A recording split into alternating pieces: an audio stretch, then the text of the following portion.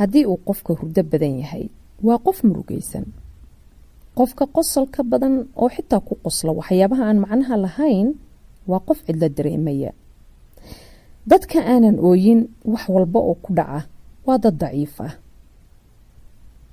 qofka haddii uusan hadal badnayn balse marka uu yara hadlana boobsiinayo waa qof sirqarin badan.